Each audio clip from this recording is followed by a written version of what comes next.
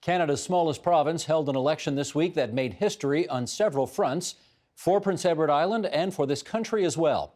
Islanders elected their first minority parliament since the 1800s. They also elected more Green Party candidates than in any Canadian election ever, and it's the first time the Greens will form the official opposition anywhere in Canada. Peter Bevan-Baker is leader of the Green Party of Prince Edward Island, and he joins us now on the line from Charlottetown, PEI, for more. Welcome and congratulations to you, Mr. Leader of the Opposition. How does that sound? It sounds very unfamiliar, of course, and still a little bit odd, but thank you, Steve. I take it Mike Schreiner has been in touch? Yeah, Mike sent me a couple of lovely messages. We haven't actually spoken yet, but he sent me some beautiful messages. Your vote jumped 20 points. You got almost a third of the vote on the island, and you went from 2 seats to 8.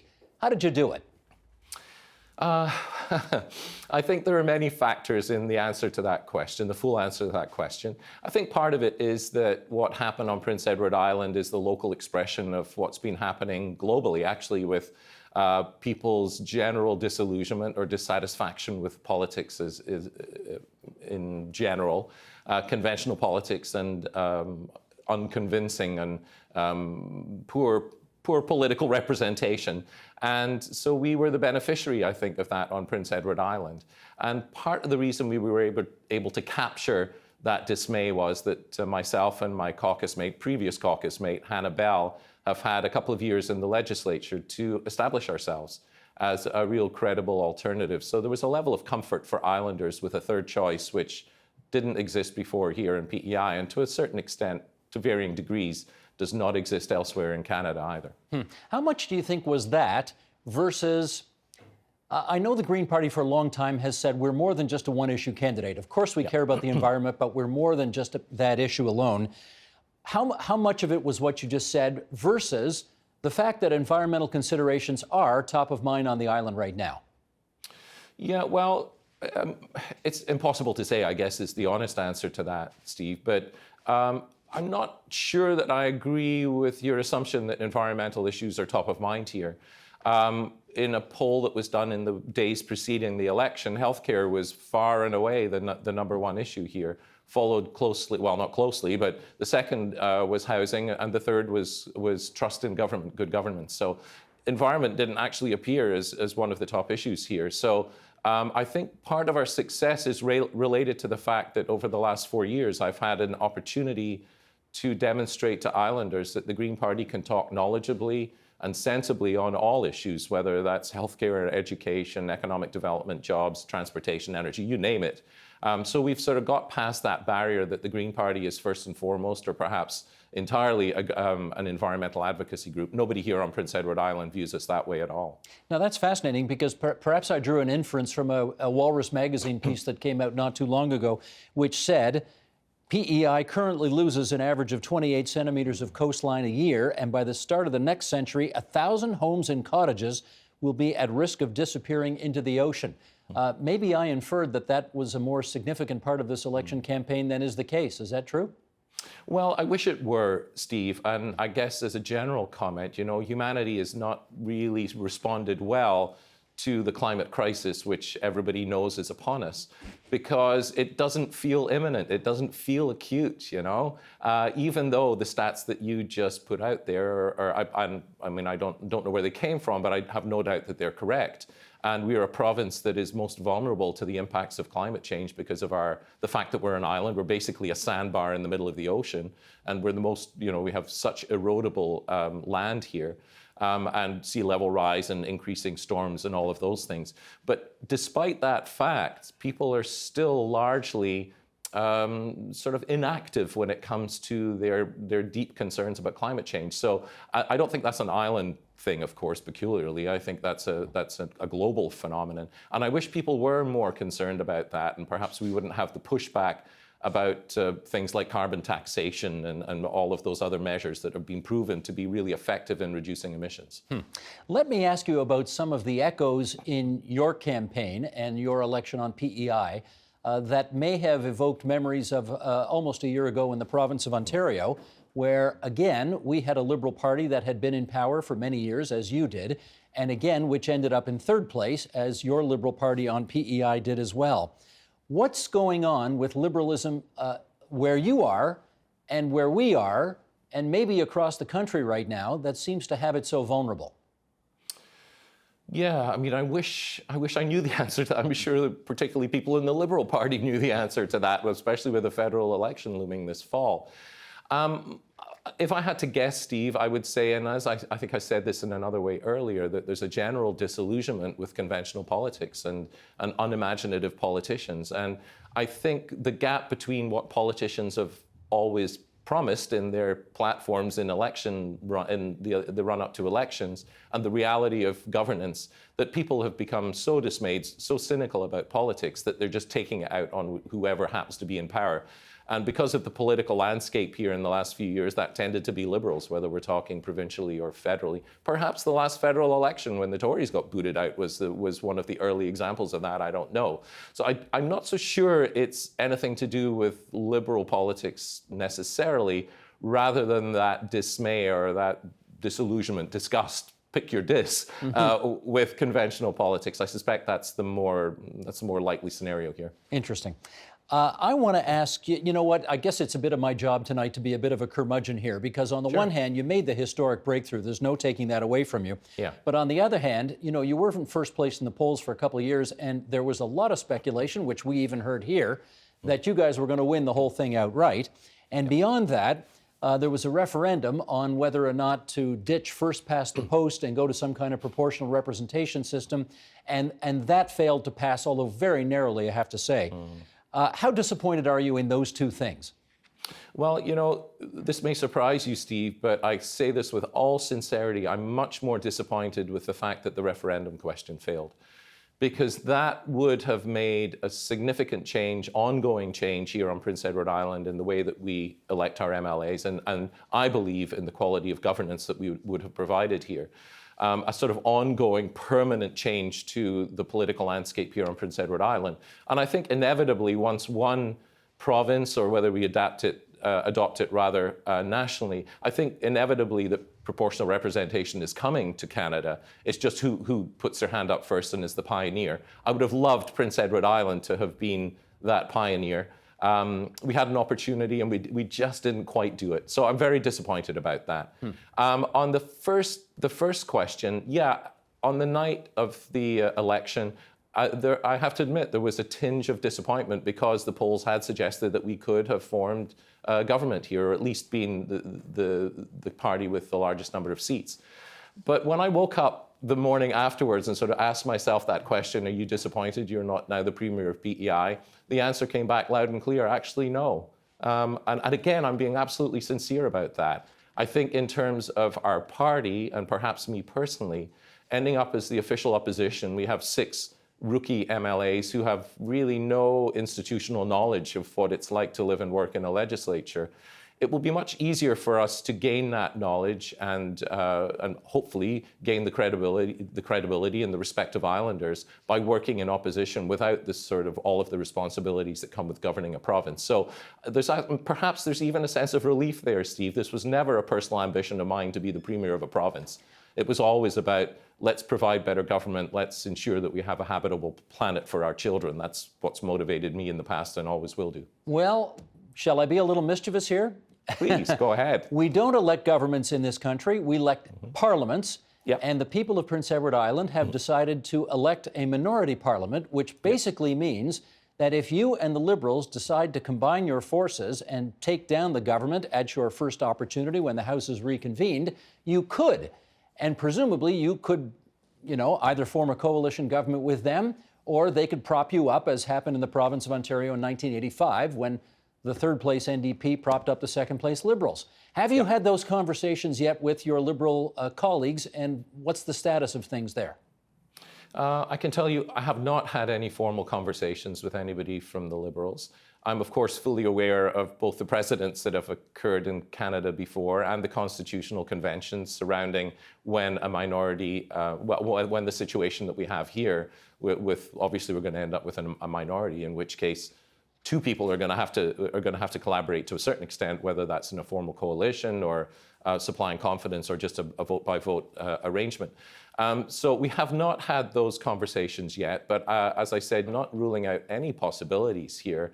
One thing to take into account, however, is they indeed may be the constitutional conventions, but in Islanders' eyes, the Conservative Party here won the popular vote and have more seats than any other. And I think, given the collegiality of the election campaign, I think it would seem aberrant if the party in the second place was to try and undercut those who have the most seats. So I'm sort of thinking that we're going to wait for Dennis King to make the first move here and see if he can secure some sort of arrangement with either ourselves or the Liberals. Well, you did mention how collegial the campaign was, and I want to show a couple of things right now that really emphasize that, because if people in Ontario didn't see this, they may not believe their eyes and ears. So let's start with playing. Here's the incoming Premier, Dennis King, in his victory speech. We'll play that clip first, and then we'll come back and chat. Go ahead, Sheldon, please. Sure. And people said, you can't do it differently. And I said, just watch us. We're going to do it differently. We made a promise that we would do it differently, that we would lead with civility, we would lead with respect, and we made a promise to be open, to be less blindly partisan, to be accepting of good ideas regardless of where they come from. We're going to deliver that every day as the government of Prince Edward Island. Okay, there's that clip from Victory Night for the incoming Premier of Prince Edward Island. And then, I can tell you, Justin Trudeau and Andrew Scheer are not going to be doing this after the next election. And Doug Ford and Andrea Horwath didn't do it after the last election. There's a shot of you and the incoming Premier hugging as you're about to do a joint radio interview the morning after. What's going on? Well, you know, part of that is the character of this province in which we live, Prince Edward Island, where there's a real intimacy to everything that goes on, including politics. And Dennis and I have been friends for a long time. In my previous life, before I became elected, I was a dentist, and Dennis's family were patients in my office, and we'd have a chat about things. And to imagine that he and I are now the leader of the two parties with the largest seats in the legislature is, you know, slightly odd, of course, but a real sort of symbol of how close things are here. So part of that is a genuine personal friendship. The other part of that, I think, is, and again, it comes down to the personality of this province. We've never been a place where politics has been, you know, really nasty or divisive. Absolutely, there have been two teams, and traditionally anyway, for the last 170 years. And they have, you know, they have fought over the levers of power, but ideologically, philosophically, they're actually very closely aligned. So we've always had a very centrist sort of politics here on Prince Edward Island. So the idea that the Green Party and the Conservative Party, and I need to be really clear, Steve, that the Conservative Party of Prince Edward Island is a very different animal from the Conservative Party of Doug Ford in Ontario in so many ways, very ideologically different. So the idea that the Green Party here in PEI, the leader could literally embrace the leader of the Progressive Conservative Party would not seem strange to Islanders at all, although I do understand how that might play slightly oddly in Ontario. You've seen, no doubt, a lot of the comments on social media which have said things like, boy, if only they could bottle that and export that across the country, wouldn't that be wonderful? Do you think that's possible? You know, I'm not an islander. I moved here almost 20 years ago with my family. And the reason we moved here is there is something special about PEI.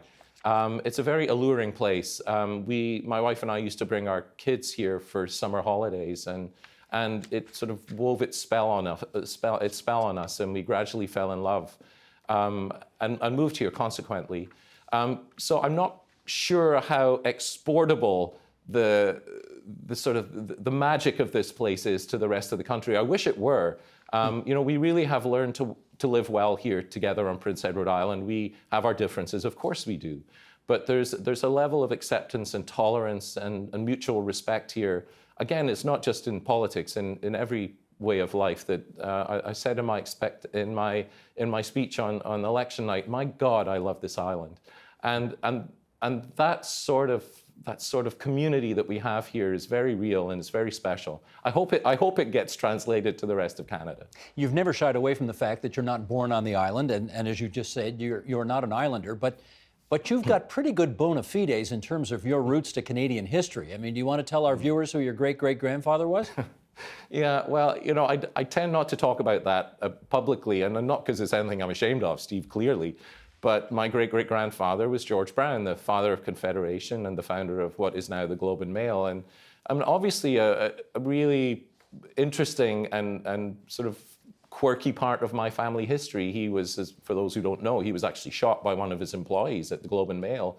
And his wife at that time, they'd only been married a relatively short time, and she had never sort of adapted to Canadian life in the same way that he had. And so when he died, she moved back to Scotland with the kids, and therefore all of my lineage past that was from Scotland. So when I moved here to Canada, I knew that there was some distant sort of family connection here to Canada, but I wasn't really sure what it all meant. And when I started to research it, I discovered it was this incredibly prominent and very wonderful man called George Brown. So yeah, I think he would be smiling if he knew here in Charlottetown, the birthplace of Confederation, one of his descendants was sort of a rising political player in the game here on PEI. Mm-hmm. Dr. Bevan-Baker, I don't know how to do this without just doing it. It's a hard turn, but I've never seen this happen in an election campaign in this country before, where tragedy strikes right near Election Day. One of your candidates and his son died in just an appallingly tragic canoeing accident. And I'm just curious about how one sort of perseveres through that kind of injustice and goes on. How'd you do it? Well, I'm not going to pretend that it wasn't difficult. The first couple of days after we heard the news that Josh and his son Oliver had died, I couldn't function, Steve. I couldn't think of anything else. I certainly wasn't up for any sort of active campaigning. And this happened just 3 days before Election Day. I mean, it completely devastated everybody in our campaign. And you know what? Everybody else involved in the other parties' campaigns as well. And there was a real sense, I talked earlier in one of my answers about the intimacy of Prince Edward Island, and I don't think it's too sort of melodramatic to suggest that the entire island was in pain for a couple of days after that. I mean, it was an unspeakable tragedy at any time to happen to anybody. But 3 days before an election, to have a candidate who was, he had worked really hard to win that seat, for him to be there no more it was so hard. But we did pull ourselves together. The election was going to happen, and we managed, after a couple of days of space and time and mourning, to get out there on Election Day. We ceased campaigning, by the way, as did all other parties, in a sort of incredibly touching moment of community. All the parties stopped campaigning for the last 3 days, and it was just an astonishing thing, Steve. By the way, this button on my lapel here is something to commemorate Josh. Very nice. I remember asking Mike Schreiner this after he finally had the breakthrough in the province of Ontario and won his seat after losing and losing and losing and losing. He lost a lot before he won. So did you. How many times did you lose before you won? I lost 9 times before I won, Steve. And I mean, running for the Green Party is not the fast track to electoral success. And you have to understand that. And people who have been around the party for a long time are doing it for different reasons. We're not, we generally are not hungry for power. We don't have any particular personal ambitions.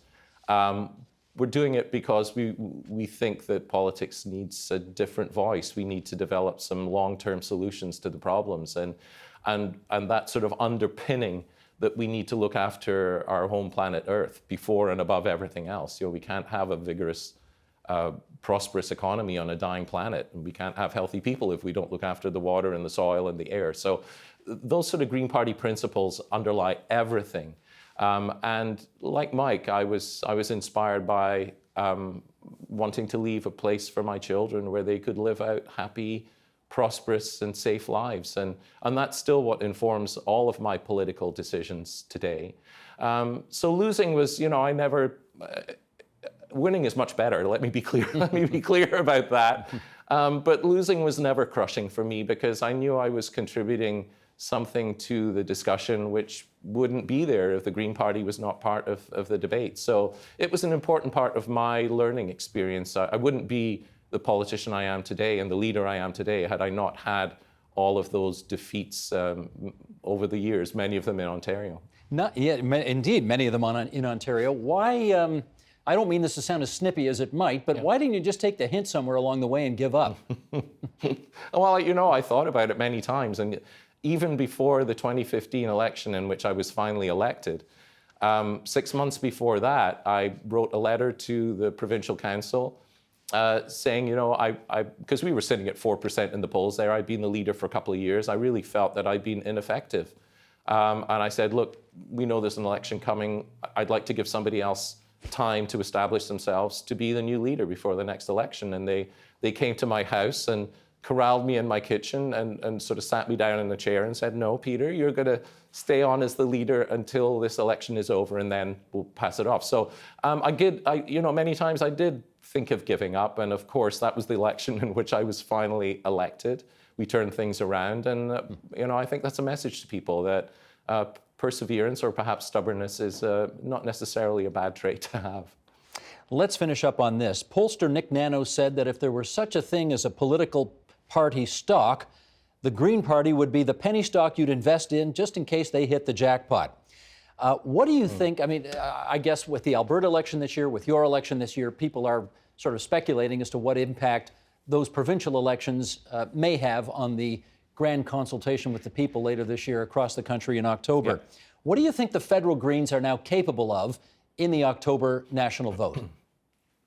Well, I think they're capable of great things, Steve. And I say that based on the quality of the candidates that I see being nominated across the country. I know many of them. And of course, Elizabeth and I are close friends. We've known each other for a long time. I think, again, going back to something I said earlier, I think people are hungry for different choices, for comfortable, credible choices.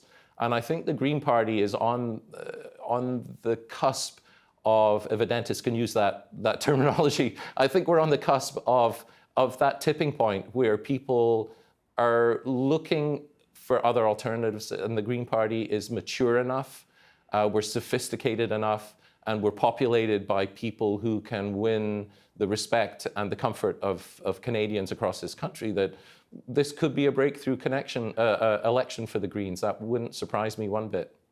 Dr. Bevan-Baker, once again, congratulations on your historic breakthrough. And if you ever do come to the province of Ontario, do let us know. We'd be happy to have this conversation another time in the studio here. That's very kind, Steve. I've enjoyed this immensely. Thank you so much. Take good care. You too. The Agenda with Steve Paikin is brought to you by the Chartered Professional Accountants of Ontario, helping businesses stay on the right side of change with strategic thinking, insightful decisions, and business leadership. Are you on the right side of change? Ask an Ontario CPA.